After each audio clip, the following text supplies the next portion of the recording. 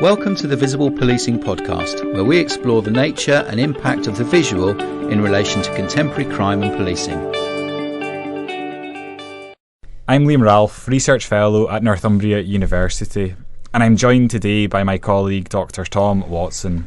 Tom is a current lecturer in media studies, and his expertise is on film and the audio-visual media, and in particular extreme media culture. So Tom, one area of yours that you look into is representations of violence. Can you tell us a little bit about what that entails? So representations of violence is quite a broad spectrum of various things. So in terms of my research, or in terms of the research that I come up against, there's a lot of people who define media violence in different ways. So for my own research interest, that ventures or veers into sort of areas of horror cinema, especially kind of independent, more underground productions, which seem to have little compromise in terms of the depictions of violence that they can actually create.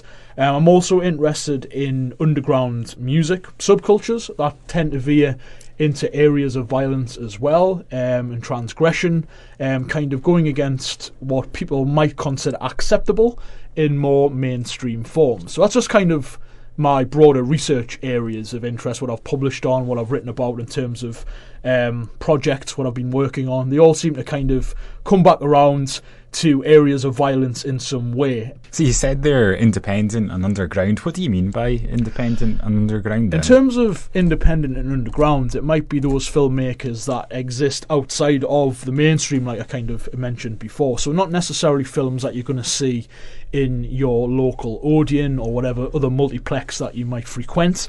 These might be films that are produced by niche filmmakers that might have their own production companies. They might finance their own films. They might use things like Kickstarter or crowdfunding platforms in order to get their films made.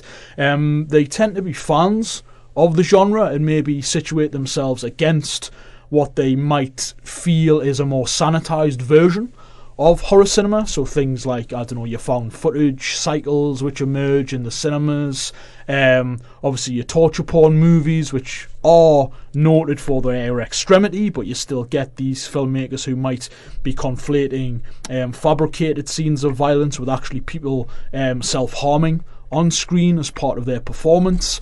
So you get these kind of more transgressive representations that do push the boundaries in terms of performance, in terms of aesthetics, and even in terms of subject matter as well. They don't tend to be very nice movies to watch, because there is often a conflation of sex and violence within them, but I think they are interesting to study from a point of performance and also film form. So that's kind of my take on those types of productions, I guess. That's really interesting. So see, in terms of this kind of cult cinema that you're referring to there, do they tend to push the boundaries a little bit more than perhaps your mainstream films then? I think when you're talking about cult films, I mean, they do seem to have this a cult following, whichever way that you might define that, in that you have maybe small audiences or smaller audiences who are interested in this type of product, because these films are obviously made to be seen by their audiences in whatever way that they might access that material. But I think it is quite interesting because cult films do tend to exist, like I said, in opposition to a version of the mainstream, whatever way that might be defined as well. I'm not saying like all cult film is oppositional to the mainstream, because you could argue that something like Star Wars is a cult film in terms of its audiences or pockets of audiences which it produces. But the films I'm interested in, they do seem to sort of push boundaries in terms of what can and can't be shown, what can and can't be filmed, and it has led to certain films at various times being subject to either stricter regulations or, you know, if we're talking about films in a British context, certain cinema has been rejected classification by various bodies, governing bodies, so people don't necessarily have what you could consider legal access to this type of cinema or these types of media texts on home media, so things like DVD, Blu-ray, for example. So these films do tend to exist outside of those maybe other more dominant ways of access, I think. So just because you kind of hinted at it there, the stricter regulations, does that exist for these kind of independent underground films you're referring to then? I think in terms of the films that I'm interested in that have been produced, and a lot of them are kind of these American, what's known as hardcore horror films. So these are films that tend to, like I said, conflate images of violence, images of sex, real instances of self-harm as performance art. It's very... The performers involved in these particular movies don't necessarily consider it exploitation because it is part of what they define as their art. So it kind of runs into trouble a lot in terms of this high art, low culture binary, which is still prevalent within the ways in which these films are distinguished. But for that reason, or amongst other reasons as well, these are films that wouldn't necessarily get past governing bodies, certain, I don't want to say censorial boards or censorship boards, but something like the BBFC in the UK at least, it's probably not worth filmmakers or distributors submitting these types of films because they wouldn't necessarily get a certificate, they wouldn't necessarily be able to be distributed in mainstream retail outlets. But of course, certain filmmakers have played with that. They've submitted films that they know maybe in advance aren't necessarily going to get a certificate because it creates controversy. So then you have marketing of these films like, oh, banned in the UK or banned in 37 different countries. So then it becomes... It's almost giving fans of those particular movies a shopping list with which to track down some of these examples. And so can they still be shown? Can they still be... You can still see them despite the fact that they've not went through these kind of... There's certain legalities and legal grey areas around what can and can't be screened, because although the BBFC operates in terms of, you know, these ideas of what can be distributed, local councils also are involved in these processes as well. So, you know, what might be able to be screened in one borough, in one particular district, may or may not be able to be screened elsewhere. There's a lot of films like this do tend to be screened at specialist film festivals as well. So that might be a limited screening. There might be, you know, a Q&A with the director before this film fades into obscurity. But largely, you know, you can still order certain films through Amazon. You know, they might not necessarily have a certificate here in the UK, but you can order them from the US quite readily. You may get a cease and desist letter from Customs and Excise, but that might happen, it might not. But there are various formal and informal means, shall we say, of accessing this type of material. And does that exist then for their audience then? They will go about, they will know how to get access. I mean, how do they know what's available then if it's... Well, that's it as well, because you kind of, you know, you have your hardcore fans who will be able to, you know, access this type of material. And as well, like the filmmakers involved in these particular films, like I mentioned hardcore horror cinema before, it's not a massive genre, like it is this smaller kind of underground body of films, I guess you could sort of loosely define it as that. But the filmmakers are quite conversational and accessible to their fans, their audiences.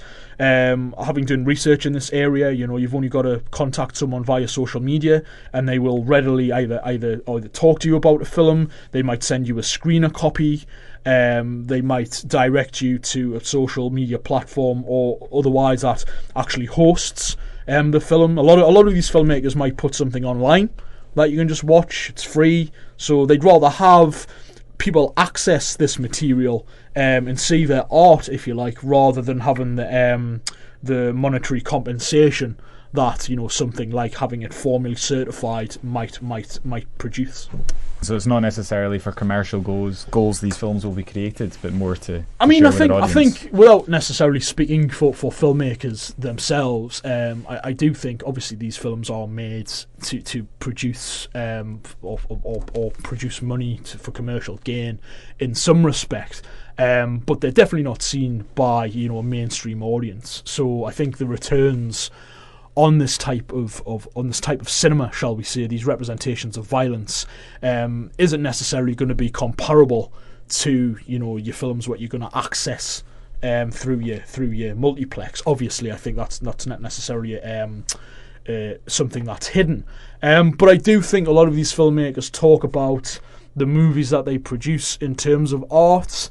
They do tend to talk about it in terms of offering fans of the genre something they wouldn't necessarily get elsewhere, because they have this lack of compromise in terms of what they film, what they show, how they justify these depictions, the types of performers they work with. So yeah, there's a lot of different interesting sort of factors involved here. So, I mean, some people might produce things because of the notoriety, so then people are going to be attracted to this, or some people might be producing work which does present really interesting meditations on violence, how we receive violence, and how we read violence. So yeah. You said the word transgression before, so what do you mean by transgression? So in terms of transgression, I mean, this is a label that gets applied to a range of different texts, and I'm talking like texts in terms of the examples of audiovisual media that I'm interested in. So transgression for me, and this is a term that's came up a lot in my research, and I'm kind of working hard at the moment on various articles which try to unpick the semantics of transgression and how it's actually being applied or misapplied as a generic label to various films, because there is an argument that films, especially these niche underground or cult films, are all transgressive in some way. Now that might mean in terms of what they depict, it might mean in terms of the subject matter which they explore, or it might mean the practices which audiences involve themselves within in order to access this particular material. But that kind of delimits this term, because it makes everything this one homogeneous kind of mass, if you like. Because if everything's transgressive, that's a new norm that's being created. So how can things transgress if they are already transgressive? So it becomes this kind of circular motion, or an ebb and flow, like I like to think about it, about pushing against boundaries, questioning why they exist, highlighting what those boundaries are in order to bend them, break them, and then create new norms which can then be pushed against as well. Another thing that I just want to touch upon in terms of transgression is that it is temporally and culturally specific. So something which might be problematic at one point in time, that might be a film that's been censored for whatever reason, you might be able now to go in HMV, get your brand new Ultra Edition Blu-ray that has several commentaries, it might have several versions of that film, for a tenner. So that film that might have been banned in the 1980s, for example, you can now walk in and get a very, very interesting high-definition version of that, which might mean that transgression, or the transgressions that it's embodied at one point in time, aren't necessarily relevant on a contemporary basis. And there's numerous films that have had a trajectory in the UK. I'm thinking of something like the Texas Chainsaw Massacre, which is this kind of classic genre film within horror or even exploitation cinema more broadly, which was rejected certification in the UK, and it wasn't until the early 2000s when the director at the time of the British Board of Film Classification, James Furman, passed away, that people reassessed that film amongst others, and then it was re-released in this sort of really reappraised version. So it's kind of, transgression is relative, I think, in terms of when we might perceive and deal with these particular media texts. So that film there, Texas Chainsaw Massacre, so it hadn't received its certification, could people still view it then before it received its certification then? Was it something that was accessible to some? Well, in that sense, so you have, your cinematic release of the film, and you're talking the early 1970s for something like the Texas Chainsaw Massacre. And that sort of segues quite nicely into video culture in Britain in the late 70s and the early 1980s, because at the time, video as a new medium was unregulated. So you had a range of films which were released via various companies. My colleague at Northumbria, Dr. Johnny Walker, could that's one of his research specialisms into this area. But generally you have, like I said, unregulated material, unregulated content, which is coming into the market, this new technology of video. People don't necessarily know what it is, but amongst that you have various horror films which are released to video as well. Now, they might have carried various certificates in the cinema, but on video, they, as I said, unregulated. Technically speaking, anyone could access the films that were released on video. Now, some of these films might have been slightly cut in the cinema, but they might be in their uncut versions on video. Now, this doesn't just relate to horror. Obviously, other material was available, like child or children's films, child cartoons and things like that were quite prevalent on video as well. But these were often, placed together in the same shops with this other more violent content, if you like. So something like the Texas Chainsaw Massacre was on video, but it became embroiled to an extent in the video nasties moral panic of the early 1980s, whereby, people viewed video as a threat. They viewed this unregulated boom in horror and exploitation cinema as a threat, which then led to quite knee-jerk responses in Parliament, the Conservative government pushing through what became known as the Video Recordings Act, or the VRA, in 1984-1985, which then resulted in a lot of these films becoming illegal for video shop owners to distribute or rent. And then what you have as a result of that, so you have the Director of Public Prosecutions having several drafts of various films which were illegal or viewed as problematic. Now, this changed quite frequently. You had various versions of this, but basically various films which became illegal to rent, to obviously not necessarily own, but to be distributed, resulted in a lot of people being prosecuted, video shop owners being prosecuted for having these videos in stock.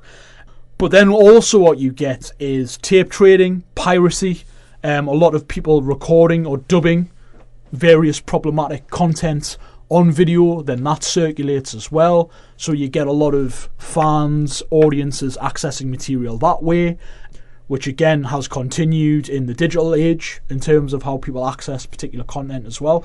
So there's an interesting history, I guess, around this type of content, this type of media, and the ways in which people can access that. I do appreciate that that isn't necessarily a very specific history of the way in which that works, but that is a kind of broad overview of that era, if you like.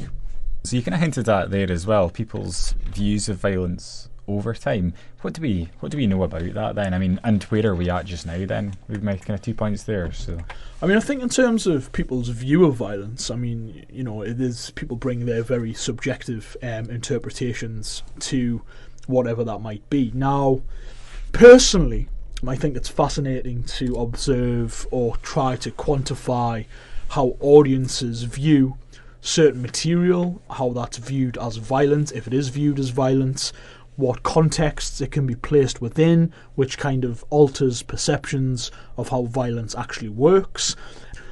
But for my own, in terms of my own interests, there seems to be this period every 10 years or so when you have a transgressive cinematic moment, if you like, whereby you might have certain films which emerge, which touch or break those kind of boundaries which might have been set before. So say, for example, in the 1980s, you have things like the video nasties, which were a range of different films from America, from Europe. There was a British example, a British kind of exploitation horror movie, Expose, which was in there as well.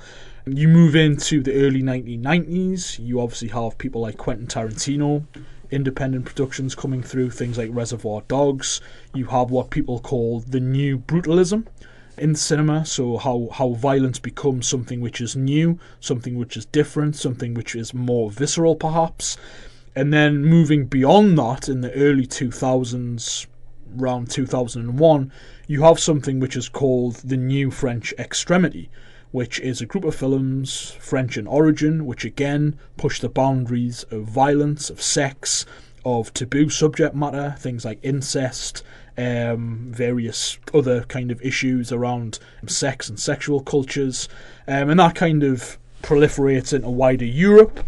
So you kind of do get these moments where you have something which is new, so new brutalism, new extremity, and so forth. So I think at the moment we might be in a period which is building up to something else which is going to quantify this new idea of cinematic violence, I think, especially in terms of the development of technology and things like that. How do some of these films and movements perhaps become accepted and unaccepted? So what determines whether it's an accepted movement and it makes its way into screens type thing? I mean, what you have in that sense then, especially with something like the new French extremity that I mentioned, I think I mentioned earlier this idea that you have hierarchies of taste and value which might be attached to this type of content. So, for example, the new French extremity might be made by auteur filmmakers, might be sort of certain filmmakers who have a high level of prestige, who are touching upon this taboo subject matter. It might be the case that they're viewed in art house cinemas, so there's a certain class-based element to the perceptions of who's actually watching this type of material. And then you get into discussions of, well, if these films, which are more quote-unquote arty, are acceptable, they are certified accordingly, or they're critically appraised, but they might have similar subject matter or similar imagery to those which exist in vilified horror cinema, it then becomes an argument of, well, is it because middle class people or middle class audiences can tolerate or accept or be unaffected by the type of violence that they see in an art house cinema, versus films that might be more accessible to general audiences, therefore need to be censored or kind of restricted a lot more severely, because there is a fear that that's going to have a negative effect on the ways in which those audiences see and interpret that material.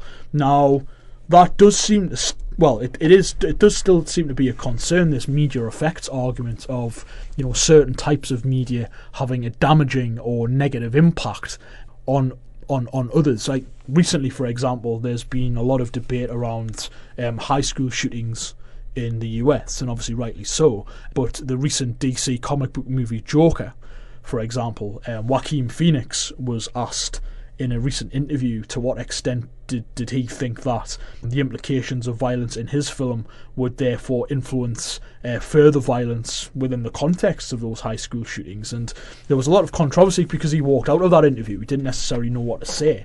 He returned later on, but again, it just shows you that that sort of same thinking around those types of arguments, what people can access this type of material, is still surfacing, which I think is really problematic. And are the arguments the same over time? If you look at the inception to now, when they talk about violence, do they make, and when it's problematised and when some people see it as the evil and the devil, is it the same arguments that they make over time, or is it a new form of violence that starts to come into it? I think it is. There does seem to be this kind of recycling of arguments, especially when you get into terms of, you know, censorship or classification, as it maybe is known more officially, because there's still this rhetoric of protecting children from harm, whether that's in terms of psychological development or moral harm, whatever that means. It's kind of like, well, how do you define that? And there's also this idea, especially when we're talking about something like the BBFC. Now, their guidelines for certification historically, and I realise I'm kind of very focused on a British context here, which I guess is where my own research is focused, but it's obviously where I position myself. It's kind of my own experience of this. There's this really problematic rhetoric around protecting vulnerable adults. So this seems to be really ill-defined in the sense that people can't necessarily make decisions for themselves what they can and can't watch, and that seems to be at the expense of others. And I think some of the research around this, which you know, these governing bodies commissions, is really problematic as well in terms of some of the audience research that they do into the way in which these films are consumed. So you might get very few people interviewed. They might be watching these films in contexts that they wouldn't necessarily be watching them otherwise. There's this idea about active audiences who actually engage with this type of material anyway. Why aren't those people actually ask these questions? They're interested audiences. So there's a lot of research that has been done that maybe contravenes some of the official decisions which are made, but at the same time, it is these kind of arguments, this idea of protecting children from harm, protecting vulnerable adults, which does seem to still surface. It does still seem to hold weight. Now, that might be directed at different texts, but it is that kind of, or those myths, if you like, which do still surface. So it's the same arguments that are made over time there then. Who are on these censorial boards then? So as someone who's not involved in film and media, what is a censorial board then? What does it look like? I mean, in terms of the BBFC, I mean, what does that stand so for? The BBFC is the British Board of Film Classification. Now, historically, they used to be called the British Board of Film Censors. Now, that shift was made to classification because they believe, and a lot of people believe, and I'm not bashing the BBFC because I think the job that they do is perhaps quite difficult. I don't think it's an easy task that they are faced with in terms of what they have to do. But at the same time, this idea of classifying, giving public guidance in terms of film and television, that is their role. That is something what they do, at least in a British context. Now, people would argue that the BBFC as an institution, as a regulatory body, if you like, is obsolete or becoming obsolete in the face of how people actually consume audiovisual media, whether that's streaming platforms, whether that's downloading things, how online media can't necessarily or shouldn't necessarily be regulated in the same way. Like, you can't necessarily control the internet because the various debates around that. We could do another podcast about that. But as I understand it, the BBFC, for example, is a small group of officers that you'll have your directors, you'll have various people on the board who watch various types of films, various types of television. Their day might be made up watching the latest Sylvester Stallone Rambo, for example, in the morning, and that might be followed by watching, 3 to 4 episodes of something like Peppa Pig in the afternoon to assess who it's relevant for, how it should be certified, and so forth. Now, the argument is, why should there be a very small number of people from a range of backgrounds, whether that's, they might have came from the industry, they might come from other work, other jobs. Why should it be that a small group of people effectively makes these decisions? Now, obviously, certain decisions can be appealed. There have been various cases in the past, historically, whereby decisions that have been made around certain films have been overturned, and they've went through legal proceedings and so forth, they've been reassessed. But it is still that kind of idea that you have maybe 10 to 12 people from different walks of life, different experiences, like I say, but effectively they're making the decisions on how a film is officially classified in terms of cinema release, in terms of home video release, DVD, Blu-ray and so forth. And they have also been part of decisions made in the past around video games, when it was their responsibility to classify video games, computer games, in whatever forms they were. In the past, I don't necessarily think they have as heavy hand in doing that anymore, but they're also in talks with and kind of had trials whereby with certain internet content providers, the BBFC might offer their services in terms of classifying certain content online. So their grip is maybe viewed quite cynically now in terms of what responsibilities they actually have, or whether or not people actually listen to the advice that they get, because it is framed and marketed as, customer advice. We advise you that this film is going to contain X, Y, and Z, therefore, we've excised this particular scene for this particular reason.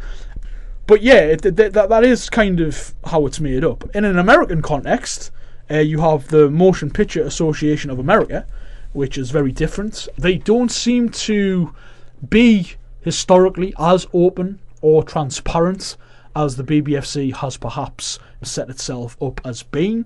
They do seem to make decisions behind closed doors, maybe within consultation with directors and so forth. But there are various documentaries which have been released around that particular regulatory body, if you like, and that obviously differs from something like the Australian Board of Film Classification. So it does depend. I think there isn't any one size fits all approach. And do they come under pressure then? Do they ever come under pressure from either the public, from politics, these kind of organisations, or? I do think they come under pressure, and they have historically came under pressure. So, say for example, we'll go back to the BBFC. Now, I've mentioned something like the video nasties in the 1980s, but we also have an implication of public responsibility. I think if we look at the early 1990s, something like the James Bulger murder, which you had violent video content embroiled in that particular discussion, whereby that accusation or sort of assumption was made that the young boys who were responsible for the murder of James Bulger were influenced to do the acts that they did because they'd watched Child's Play 3 on video. Whether or not they had, I don't think has been necessarily been proven. It was found that one of the child's stepfathers had that in his possession. But then you have debates, you have parliamentary debates around violent video content, you have various decisions which are then made. So the BBFC is tasked with becoming this kind of regulatory body, which I don't think does necessarily exist as independent as what it would like to think it does from things like the government and the various political pressures which might be placed on it to act in certain ways. Whether that's as prevalent now as what it has been in the past, I don't think that is necessarily the case, but I do think there's a relationship there that needs to be questioned. That's interesting. So was it Child's Play 3? Child's Play 3, yeah. So you have this franchise. It's the third installment. You have this killer doll, Chucky, which obviously makes a reappearance every Halloween. I mean, there's various sequels have been made since. But it was the circumstances of James Bulger's death, the various acts which were reported to have been sort of vested upon him, shared certain similarities allegedly with scenes in the film. So I think the prosecuting judge at the time did make a very bold statement in that video or violent videos were to blame for this particular crime. I mean, that seemed to have been a myth that has been pervasive, especially around how that particular crime has been looked upon, how it's resurfaced, the various reduxes of that argument again and again. So yeah. That's great. Some really important and insightful conversation there. Tom, thanks very much for contributing to our podcast. That's no problem at all, mate. I really appreciate being asked. This podcast is produced as part of an Economic and Social Research Council funded study, Visible Policing. For more information, visit visiblepolicing.com.